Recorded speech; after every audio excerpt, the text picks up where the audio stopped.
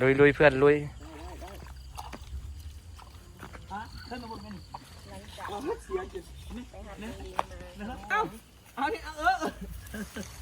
สวัสดีจ้าโอ้ยเฮ้ยไหนดูกระแปงหน่อยว้าหลายโตกระดาษว้ายอุ้ยลาอยู่นี่นะเฮ้ยว้ายตายจากแซวเขียวไม่ได้ว้าตากันเนาะไผ่แบบบุมีมาอยู่เฮ้ยเด้บ่ทันบ่ยมันครบกับบ่เจ็บตัวเฮ้ยคูบโลดบ่ได้เจ็บได้เสือกูนี่ยันเล็กบ่ได้ยันกระปูบ่เสียงแซวๆมาหลายคน2 3 4เฮ้ยมากับเป่าเจนะจ๊ะเป่าเจสุดหล่อเจตัวท็อปเหรอแมนตัวท็อปเป่าเจแมน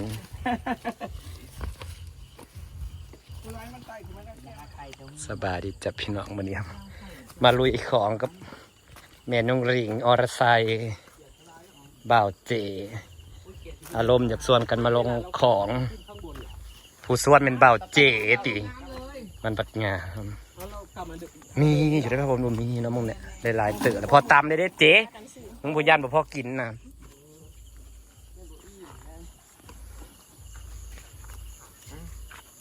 เด็กมันปัดหมานเด้อกูนึกว่าเต้นเป็นอย่างเดียวเนาะก็หากินเป็นดีกว่าไม่ว่าหากินเป็นแต่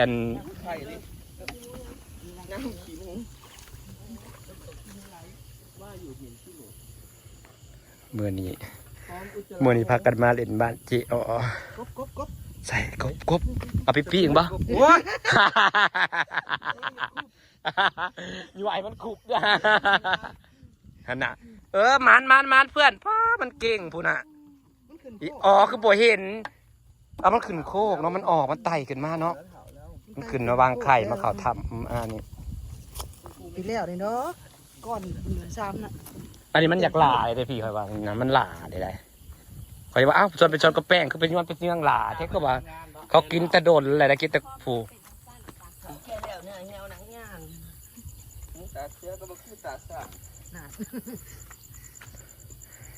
เมื่อนี้ได้ถือโอกาสมาบ้านเจอรไซเลยค่ะพอยอมาจากเฮ้ยบางบ้านเขากินได้เฮ้ยเท่าแต่ว่าเป็นน้ำไหลแห้งอยู่ในแบบพื้นแกงอะนะเฮ้ยกินมันขึ้นโคกบอกเจ๊แต่บอกเจ๊จับเอาอยู่โคกจับเอาให้เนาะ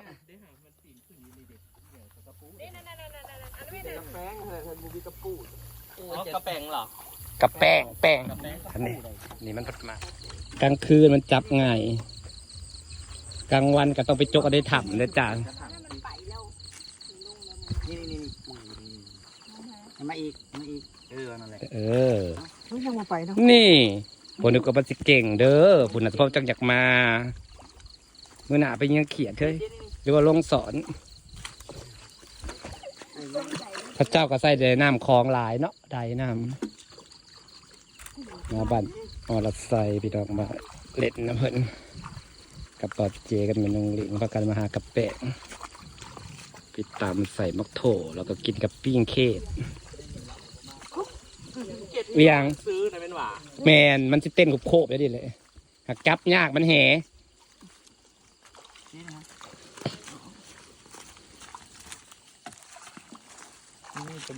จับเอาเนาะพลันบ่มี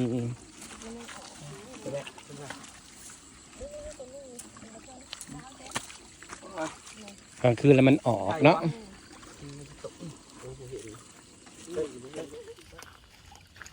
ปลาน้อยเนาะเฮ้ยปลาน้อยกุ้งเนาะแต่อยากสอนใส่ว่ามันลงแบบกินวันนั้นนี่อีกตัวนึงมันก็ไปเลยเฮ้ยเราเพิ่งมาอันจ้อยนะง่ายอันนี้เราเพิ่งมาจ้อยนะถูกน้ำในเฮงกะซิมืนอะไรอีน่ะมันอ้วนนะเอาไปจ้อยนะจังได้เลยเปลือกเปียกแล้วมันย่างเนาะมันถอดเกลือผัดเจ็บติ่งมันไต่ขึ้นมาบางทีก็มันสิเข่าหู กระแป้งมีตัวแม่แต่จ้าบ่มีตัวผู้อ้าวก็บ่เคยเห็นตัวผู้มันจะเถื่อมันขึ้นมาวางไข่บิลีแม่นเราเคยเห็นตัวผู้มันได้เห็นแต่ตัวแม่ซุ่มแซวมากันมาเยือง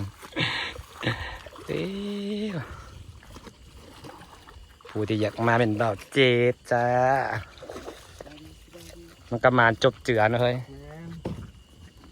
หากินนะขันมานะบ่ได้เมื่อยได้แล้วเขาไปหาเห็ดปวกนะขันมานะหอบโคกก็บ่ได้เมื่อยบัดไปหาเห็ดปวกบ่พอเห็ดปวกได้ย่างก็จะสิบ่ออกคอยอีก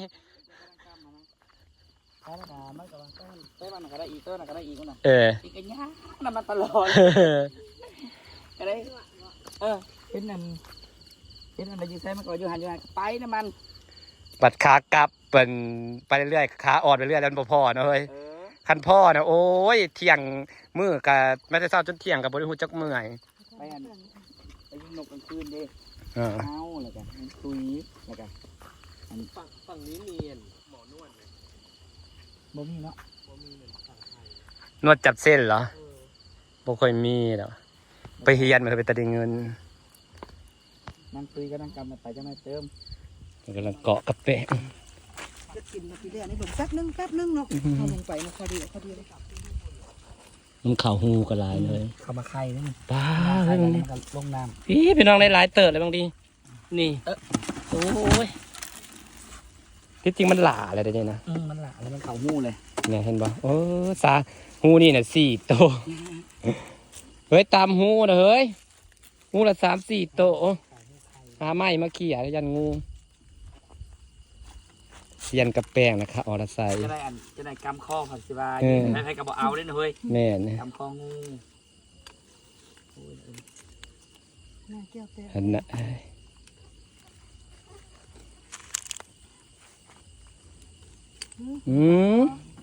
1 ตัวมีจักตัวเดียวเหรอมันขึ้นมาเข่าหูนะเฮ้ยขึ้นมาไข่โอ้ยทำแก้วบอกแก้วเบียร์ว่าไงอุ้ยเดี๋ยวไปเวลาลงเขาพายเงี้ยมาตอนน้ำเพื่อนเลยเครียดอะไรแท้ๆกำลังเลาะมือกำลังเลาะมือเมื่อดีมาหากินไก่จ้าถึงบ้านผอเลยนะคะแต่กระมานี่เลยเนาะเรือกินเลยจ้าหักทาบ้านเธอไปตาสอนนี่เลยเฮ้ยมาดูแน่บันทึกสภาพไปสอนกุ้งอยู่มานั่นไปสอนกุ้งตรงมาตะเวนแมนโอ้โหได้ลายนะจ้าพุ่นน่ะน่าสอนกุ้งบนน่ะพี่ได้ลายนี่กุ้งนะเนาะกุ้งตัวใหญ่ๆซะสอนบนได้ทั้งได้ดอกมือเนาะสักเดียวนึงบ่บ้านเจ้าแต่บ่ตาเป็นตามีคนสอนเนาะ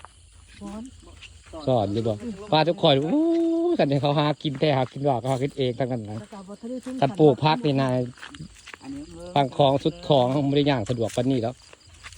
มีแต่นานผักเขาจะตะเก้ากับมีอยู่เลยเนาะตะเก้ากับปลูกบุ้งแล้วเขาบอกปลูกในคลองผมสื่อกินง่ายสุดแล้วปลูกเพื่อจะได้กินปีนี้เขาปลูกอยู่ตรงนา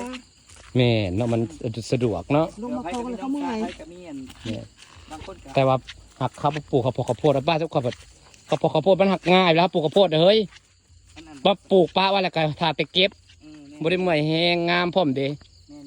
ต้นทุนแบบว่าถ้าปลูกก็ให้น้าพอได้ฮดตลอดบ้านเจ้ามันเป็นแบบมันเป็นขี้ดินเนาะทั้งทุกคนไปแล้วนี่เป็นตะพังขี้ดินแล้วนี่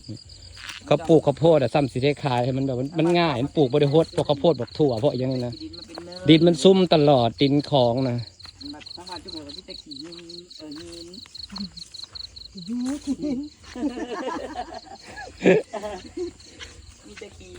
จะได้หลอกเมื่ออะไรพี่น้องได้หลายขนาดมันก็จะได้หลายเป็นนี้ลงมาทุกเดือนโอ้ยโซนมันขนาดไม่ได้เป็ดเลยนี่เมื่อวานนี่จะโหยโซนแต่เยอะมากแรกหลอกเมื่อเสียฝ่าบรรยากาศไอ้ซ้ำนี้จะพี่น้องจะบอกบ่อเจยางไปก่อนได้หอดถาขึ้นแล้ว